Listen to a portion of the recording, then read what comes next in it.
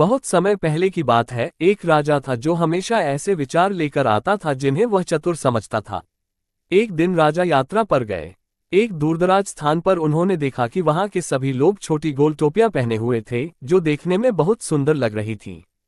घर लौटने पर राजा सोचने लगा कि वह अपनी सारी प्रजा के लिए इतनी छोटी गोल टोपी कैसे उपलब्ध कराएगा।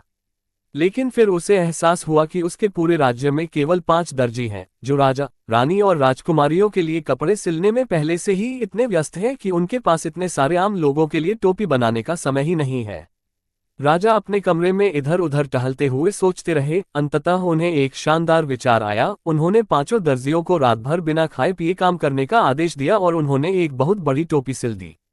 फिर राजा ने सभी लोगों को उस टोपी के नीचे रेंगने को कहा, ताकि सभी लोग उसे आपस में बांट सकें। यह सुविधाजनक, आसान था और समस्या का तुरंत समाधान हो गया।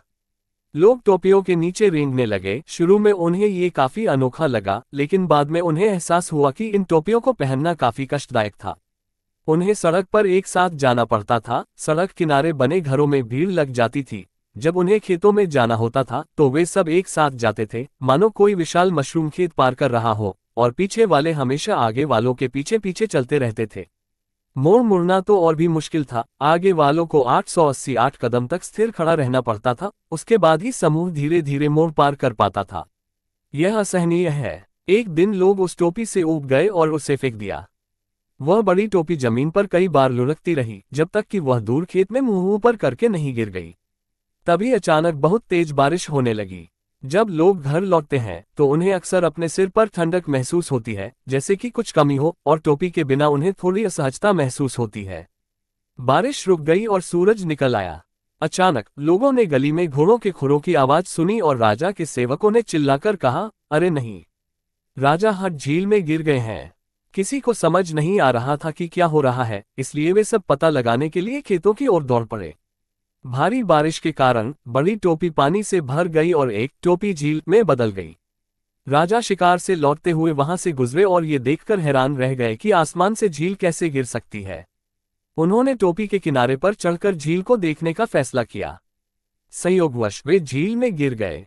सौभाग्य से राजा तैरना जानता था। उसने बहुत संघर्ष किया और अंततः अपनी टोपी के किनारे तक पहुंच गया।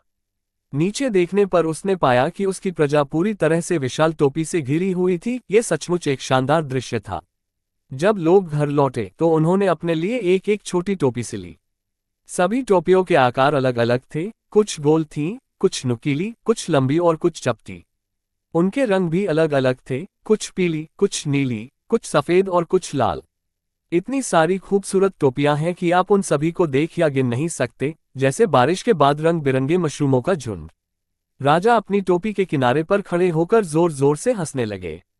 उन्होंने प्रसन्नता से कहा, कितना अद्भुत! अब मुझे एहसास हुआ कि आप सब मुझसे कहीं ज्यादा बुद्धिमान हैं।